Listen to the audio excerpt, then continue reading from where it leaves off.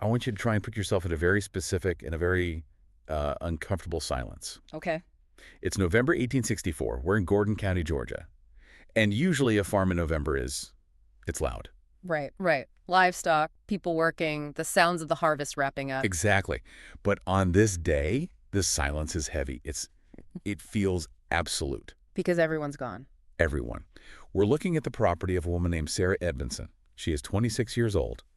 And if you look at the census records from the time, which, we have them right here, it shows a full house. A husband, Daniel. A farmhand, Thomas. A sister-in-law. A whole community in one house. But on this particular Tuesday, Daniel's been gone for 19 months. He's somewhere up in Virginia fighting for the Confederacy. The farmhand, Thomas, he took off 2 days ago when the rumors started. The rumors about the army. The rumors about Sherman. And her sister-in-law is stuck in Atlanta. So it's just Sarah. Just Sarah. Standing at a window, second floor. And she isn't looking at her fields. She's looking at the horizon. About 3 miles out to the Hartwell farm. And she sees something that it shouldn't be there. Smoke. Thick, black smoke. Not, cozy chimney smoke. This is structure fire smoke. And you can smell that from miles away. It smells different. She can. The source says the wind is blowing it right toward her. She can smell pine tar, burning dry wood. That hits you right in the gut. That smell is a primal signal. It's an alarm bell in your brain that says danger. It is. And then, through the haze, she sees movement. She grabs her husband's field glasses, these heavy brass binoculars, and she focuses them on the road. And she sees them. The source of the smoke. A column of dark shapes. 12 men, maybe 15. They aren't marching in formation. They're just loose, strolling, swapping bottles between them, carrying torches that are still smoking. And this is where the source material, specifically what's been pieced together from her granddaughter's accounts years later, it just gets so chilling because Sarah doesn't scream, she doesn't run and hide, she starts doing math. She's calculating distance and speed. She sees a landmark, that old oak tree by the creek. They just passed it. And she knows that landmark. She knows it's exactly 1 mile from her front porch. So she watches how fast they're walking, and she figures she has 14 minutes. 14 minutes. Just want us to stop on that. 14 minutes. That is both a lifetime and no time at all. If you knew a tornado was 14 minutes away, what would you do? Tear, panic. Grab the dog, get in the basement. It's a scramble. Right. And she considers running. The woods are right there, behind the house. She knows those trails better than anyone, but she stops herself. Why? Well, you have to think about the psychology of predator and prey. This is something historians of conflict talk about a lot. If you run, you signal that you're prey.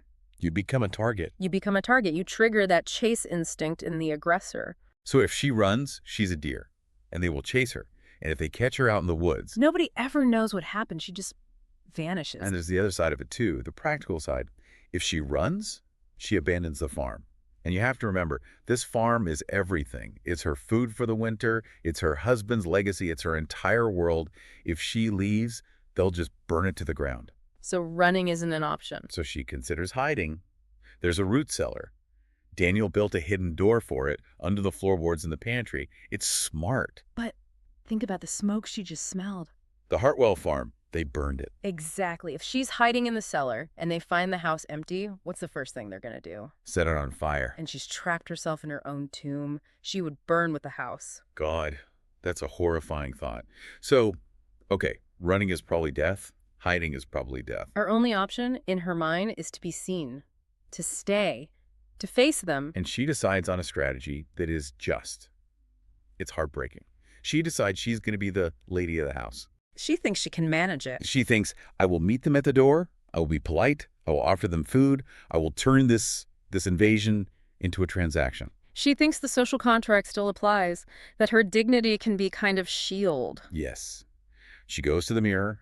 The source says she actually straightens her collar, smooths her hair. She has 8 minutes left. And then she remembers the gun. The hunting rifle. It's in the bedroom closet. Daniel left it for her. He even showed her how to use it before he left. But that was 19 months ago. A lifetime ago. Oh. She opens the closet. She looks at it. It's heavy. And she has this flash of panic where she realizes she can't remember the loading sequence. Is it powder first, then the patch? Or the other way around? The memory is gone. The stress just wiped it. It's fuzzy. It's just gone. And even if she could load it, there are 12 of them. Maybe more. She shoots one. The other 11 kill her. And then they burn the house down anyway, just out of spite. So she closes the closet door, she leaves the rifle, she chooses her civilized approach, she walks down the stairs to the front door, and she waits. 4 minutes left. Just listening. The sound of their boots on the gravel getting closer. That crunching sound. Yeah. Louder and louder.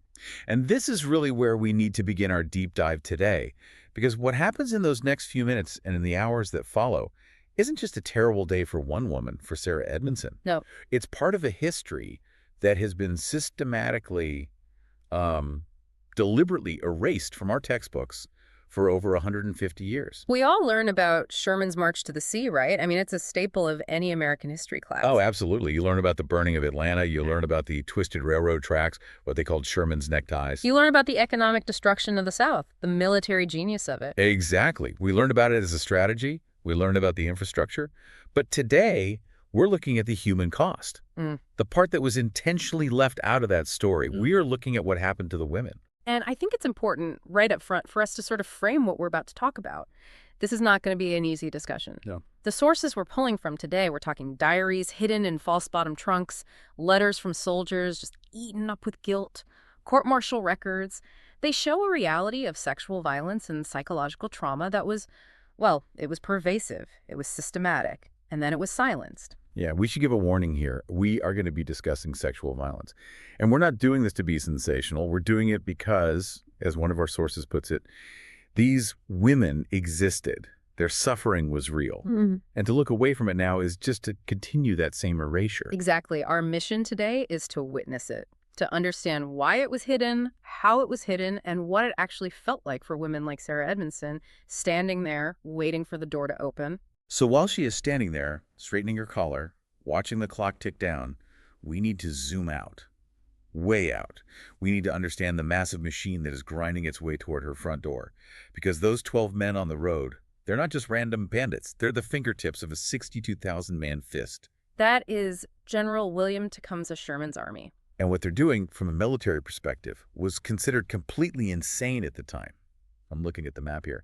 November 15th, 1864, Sherman leaves Atlanta, and what's the first thing he does? He cuts the telegraph wires. That's such a huge detail that people just gloss over. He voluntarily severs his own communication with Washington. He cuts himself off from Lincoln, from General Grant, from everybody. He goes dark. Lincoln famously said, "I know what hole Sherman went in at, but I don't know what hole he will come out of." I mean, why would you do that? Why cut the cord? Because he didn't want anyone to tell him to stop. He knew what he was about to do was extreme.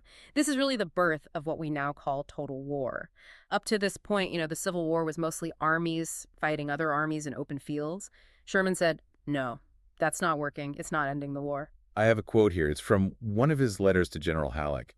It really just lays it all out. He writes, "We are not only fighting hostile armies, but a hostile people, and must make old and young, rich and poor, feel the hard hand of war." The hard hand of war. That's the entire philosophy right there. He wanted to break the will of the South, the psychological spine.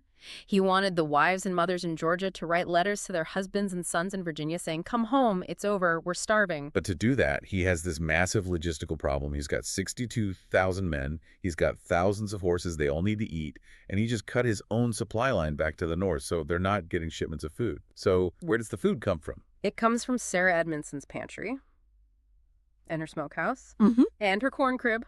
Which brings us to this document. Special Field Orders, number 120. This is the piece of paper that essentially legalizes the destruction of Sarah's life. Have you read the actual text of it? I have, and it's a masterpiece of, let's say, strategic ambiguity. Let's unpack that. Can you read paragraph 4 for us? Sure. Okay, here it is. The Army will forage liberally on the country during the march. To this end, each brigade commander will organize a good and sufficient foraging party under the command of one or more discreet officers. Okay, stop right there. Forage liberally and discreet officers. That sounds very orderly, doesn't it? Yeah. Very controlled. Like they're just going to knock on the door and ask nicely for some potatoes. On paper, absolutely. And it goes on. It says, soldiers must not enter the dwellings of the inhabitants or commit any trespass. It even says they should endeavor to leave with each family a reasonable portion for their maintenance. So if you just read that order, you'd think, okay, this is harsh, but it's fair, it's controlled. But, and this is the huge but, the reality on the ground was nothing like that. It broke down almost immediately. You have to picture the scale here. The army is spread out over a 60-mile front. 60 miles. Communication is basically a guy on a horse. You have 62,000 men and, what, a few hundred officers maybe who are supposed to be supervising these little foraging parties? And you have men who are angry. These are men who have seen their friends die at Shiloh, at Antietam, at Chickamauga. They're 300 miles deep in enemy territory. They're exhausted. They're hungry. And now their general is telling them, go take what you need. The discreet officers weren't there. They stayed on the main roads with the artillery and the supply wagons. The foraging parties, they fan out for miles to the flanks. They go to the isolated farms where no one is watching. And when they get there, there is no officer to say, all right, boys, that's enough. So Special Field Orders Number 120 is basically a permission slip for anarchy as long as you don't get caught. It was a permission slip for the strong to take whatever they wanted from the weak. And in Georgia, in November 1864, the weak were almost exclusively women, children, the elderly, and enslaved people. The demographics are so crucial to understanding this. The men were gone. Almost all of them.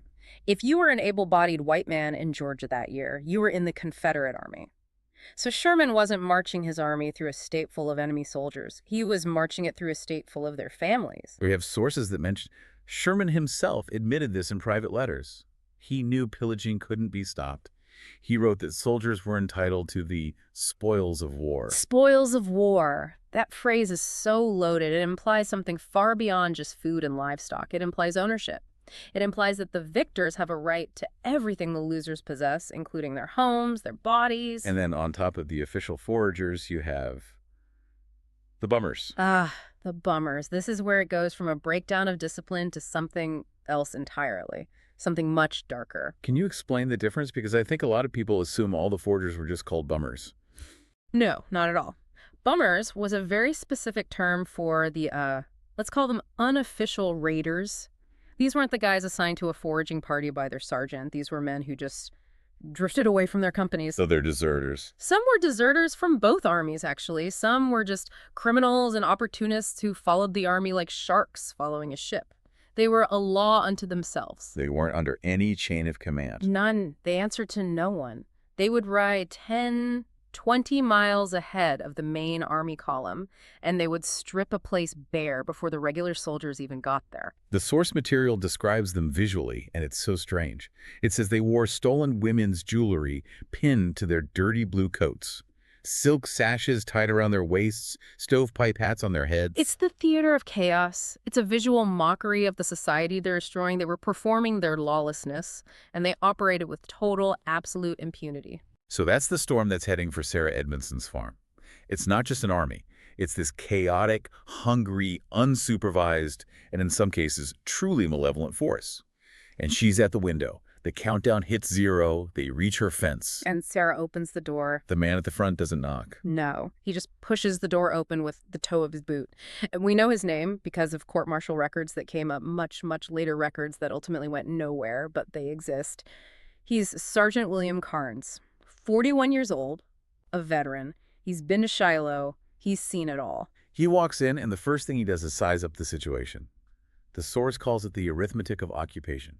That's a powerful phrase. He's doing the math. He looks at Sarah. He sees she's alone. He sees the submission in her posture. He scans the room, looking for other men, looking for weapons. And then he asks her that standard question, husband serving? She says yes. 43rd Georgia Infantry. And she thinks she's just answering a question, explaining why Daniel isn't there. But to Carnes, that's a confirmation. It confirms she's unprotected. The man of the house is gone, which means the house is theirs. So Sarah, she tries to execute her plan. She plays the hostess. It's this desperate, heartbreaking performance. She points to the pantry. She says, I have cornmeal. There are hams in the smokehouse. Please, take what you require for your men. She's framing it as a choice she's making. I am giving this to you, not you are stealing this from me. It's her last shred of agency. And for about an hour, it sort of works. The soldiers are busy. They're working like a twisted, moving crew. They carry out the hams. They chase the chickens around the yard. It's chaotic. It's loud. They're smashing things, but they're ignoring her. And she's just standing in the corner of her own kitchen, watching her entire winter food supply disappear, her security for the next 6 months. Gone in an hour. The silver her grandmother gave her, gone. But she's thinking, okay, this is the price. I can live without silver. I can live without ham as long as they leave. She is just holding her breath, waiting for that moment when they get back on their horses and ride away. And then comes the pivot. The moment everything changes, the wagon outside is full. The looting is done. By all military logic, under Special Field Orders 120, Carnes's mission is accomplished. He should leave. But he doesn't. He doesn't. Yeah. He turns. He looks at Sarah, and he says the 5 words that change everything. He says, "The boys could use some rest." And that's when the air just gets sucked out of the room. Sarah knows instantly that the transaction has changed. This isn't about food anymore. The source says you could feel the temperature in the room change, the focused energy of the soldiers, the boredom. It shifts. It becomes predatory. And they start drinking. They found Daniel's whiskey hidden in the back of a cupboard. This begins what so many of the diaries from this time refer to, the longest night. They settle in. There are 11 soldiers in the house now. They're lighting pipes, propping their muddy boots up on her dining table, and they start talking about Sarah as if she's not even there, as if she's a piece of furniture. Officer's wife material, one of them says. Pretty enough. They're objectifying her. It's a psychological tool. They're turning her from a person into an object. Because if she's an object, then what they're about to do isn't a crime against a human being. It's just usage. And Sergeant Carnes? Mm-hmm. He provides the moral cover. Mm-hmm. The justification. This part is just fascinating and horrifying. He blames her for the war. He's drunk now, and he looks at her standing there by the cold stove, and he starts this speech. He says, "Where's your husband?" And she says again, "Virginia." And Carnes nods, and he says, "So he's up there killing my friends. He's shooting at boys from Ohio." He's building a case against her in his own mind. He says, "You started this, you people, with your arrogance and your slaves. You don't get to decide how it ends." He's using political rhetoric to justify sexual violence. He's essentially arguing that because she's a Southerner, because her husband is a Confederate soldier, she has forfeited her right to bodily autonomy. It's gaslighting on an epic scale. I'm not doing this because I'm a monster. I'm doing this because you deserve it. Precisely. It allows him to maintain his self-image as a soldier fighting for a just cause while simultaneously acting like a barbarian. And then Yeah. the assault happens. And we're not going to go into the graphic details because we don't need to. The horror isn't in the specifics. It's in the fact that it happened and that she was trapped and that it was systematic. The source describes Sarah's psychological state. She dissociates. It's a survival mechanism. The brain just disconnects from the body because what's happening to the body is unsurvivable. She loses count of the men. She stops processing time. It becomes a blur of pain and terror. And the next thing she truly processes is the sun coming up. Carnes is getting ready to leave. And he has one last thing to say to her. A warning. Don't bother trying to report this. There's no one to report to. And that brings us to this whole system of silence. Because he was right, wasn't he? There really was no one to report to. He was absolutely right. And that's the second tragedy, the one that happens after the physical assault. Think about it practically. The Confederate authorities, they fled. The local sheriff, the judges, they're gone. The Union authorities, well, they were the perpetrators. Who is she supposed to tell? The colonel of the regiment that just attacked her. And even if she could find someone, some magical sympathetic ear, the social stigma. The stigma was absolute. This is the 19th century. We have to wrap our heads around these social codes. If a woman admitted she had been raped, or ruined, as they would have called it, the shame fell on her. She was considered damaged goods. So to even acknowledge the crime meant destroying your own life all over again. Completely. It would shatter her social standing. If she were unmarried, her marriage prospects were zero. If she was married, like Sarah, it could destroy her marriage. The prevailing, deeply cruel view was that a truly virtuous woman would have died rather than submit. You should have let them kill you. That's the message. That was the implicit message. So silence was the only rational choice. It was a survival strategy. But the evidence of what happened, it didn't just vanish. It was hidden. And the sources we have now talk about these diaries and manuscripts that prove this wasn't just Sarah Edmondson. This wasn't an isolated incident. Not even close. This was a pattern. Let's look at Dolly Sumner Luntberg. She was a woman from Maine, actually, who married and moved to a plantation in Georgia. A very educated, very articulate writer. She kept this meticulous diary all through the war. And in 1918, decades later, her family decides to publish it. It's a fantastic primary source. But they made some edits. Some very significant edits.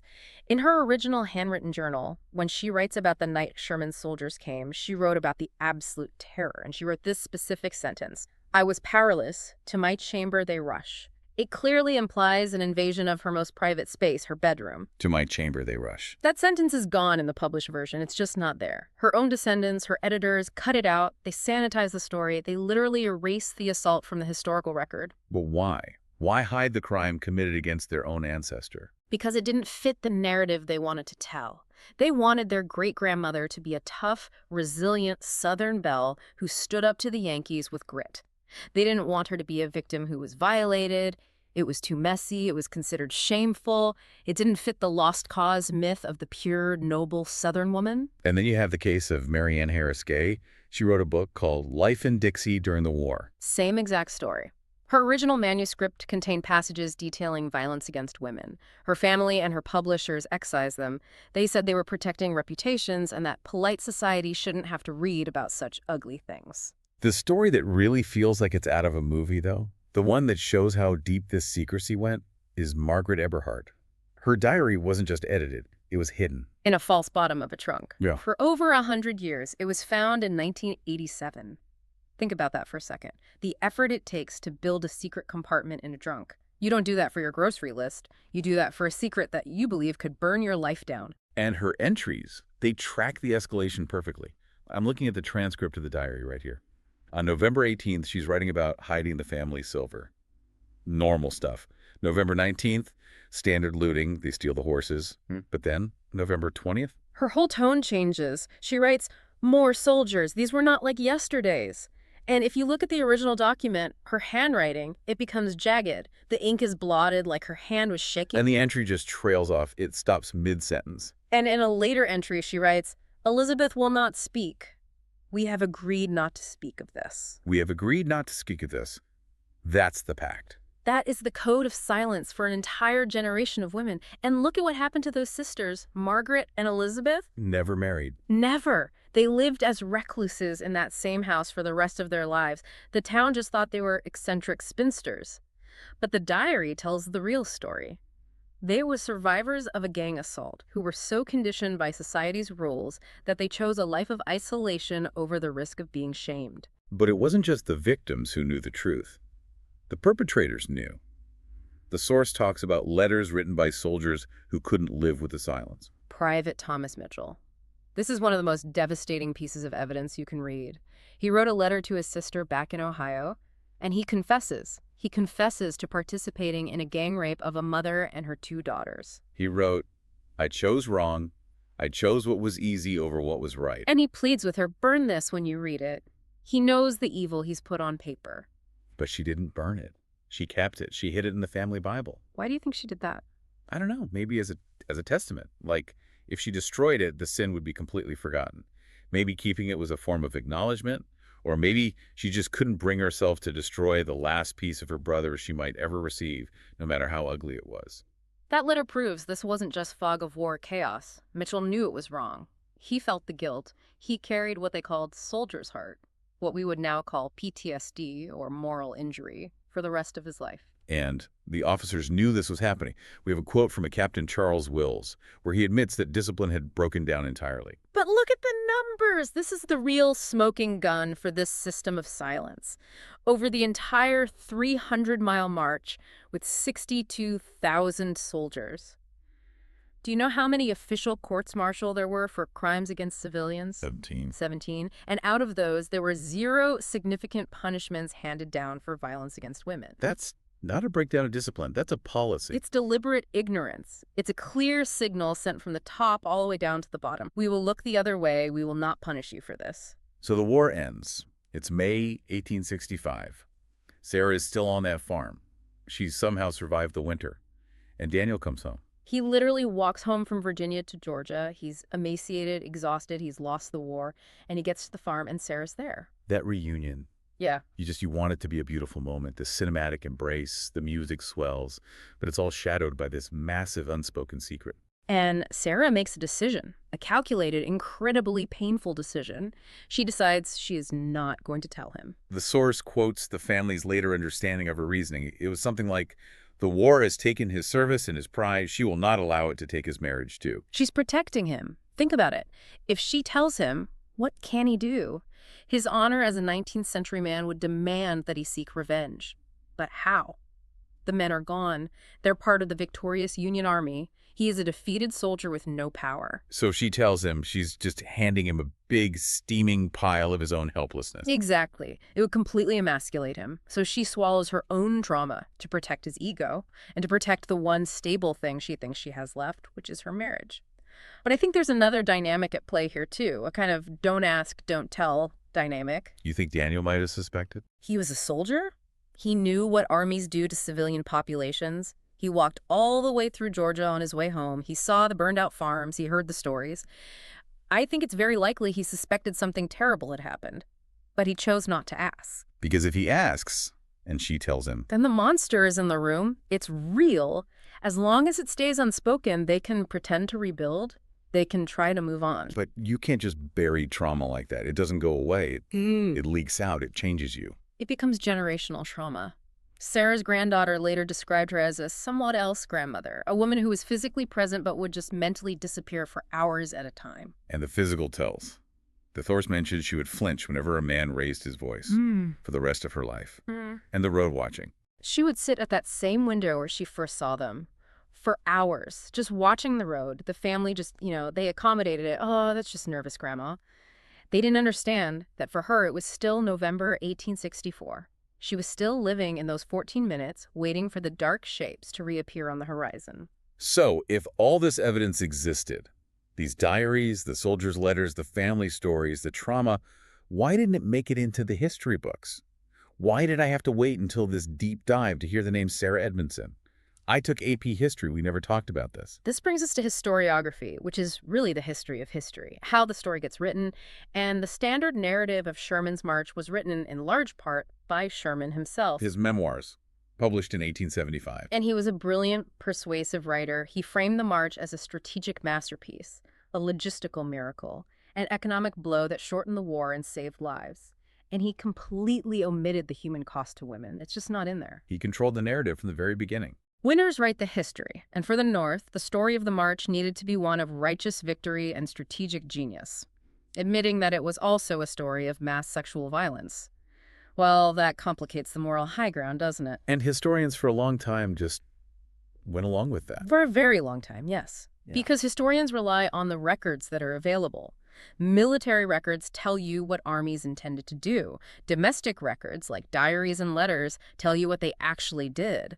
But if the domestic records are being hidden in trunks or burned by embarrassed descendants... Then the official military record becomes the only record. Precisely. And families were complicit in this erasure. Descendants burn letters to hide the shame. They restricted access to archives. Margaret Eberhardt's diary was sealed by the family until 2020. I mean, think about that. 2020, they kept that secret locked away in over 150 years. It's so interesting when you compare this to how we document modern conflicts. You mentioned it earlier. Right. Look at Bosnia in the 90s, or Rwanda, or what's happened in Syria. We know that rape is used systematically as a weapon of war. It's a tool of ethnic cleansing and demoralization. We have a name for it. We call it a war crime. But for the American Civil War? For the Civil War, admitting this was a widespread practice it messes up the story we like to tell ourselves. We have a simple, powerful story about national unity and emancipation. A story of a righteous war fought for a noble cause. And it was a war fought to end the great evil of slavery. But acknowledging that the liberators also committed atrocities against women, that introduces a level of gray into a story we want to be black and white. So it was easier to just erase it, to keep the story clean. It was easier for everyone, North and South. It was a collaborative forgetting. But that silence is finally breaking? It is. And it's breaking because of people like Sarah Edmondson's great-granddaughter. She was the one who found the letter, Yeah. right? In 2019, can you believe it? She was digging through local archives and found a letter written by one of Sarah's neighbors in 1866 and contained this one sentence. Poor Sarah Edmondson has not been the same since the soldiers came. And that one sentence just unlocked the whole family story. It did. And the family had a choice to make. Do we keep this hidden? Do we keep protecting the honor of a woman who died in 1908? Or do we finally acknowledge what she survived? And they chose acknowledgement. So powerful. Because it doesn't change the past. Sarah's gone, Daniel is gone, but it changes how we see them. It validates her reality. It says to her memory, you were not crazy, you were not damaged goods. You were the victim of a specific, documented, horrific event. Acknowledgement is the only antidote to erasure. I just want to go back to that image one last time, Sarah, at that window, counting the soldiers. 14 minutes, 8 minutes, 4 minutes. That image contains the entire experience, the vulnerability, the impossible calculation, the quiet, lonely terror. And the fact that we know her name now, we know her story, that feels like it matters. It matters immensely. We know because someone finally told us. And that's the challenge to all of us, to you listening right now. When you read a history book that says, Sherman's army marched to the sea and destroyed railroad tracks and supplies, you now have to ask, what else happened? Whose voices are missing from this clean, simple story? These women were real. They suffered. Yeah. And their silence was a survival mechanism that we can finally dismantle. Exactly. We can't fix what happened to Sarah Edmondson, but we can witness it. And by witnessing it, we give her back a piece of the dignity she fought so hard to maintain on that terrible day. So here's my final thought for you to take away. We often think of history as this grand thing, dates, battles, generals on horseback. But history is lived by individuals. It's lived in kitchens and bedrooms and on front porches. And sometimes the most important history, the truest history, isn't in a government archive. It's in a diary, hidden in the false bottom of a trunk, just waiting for someone to find the key. And it's our job to keep looking for those trunks.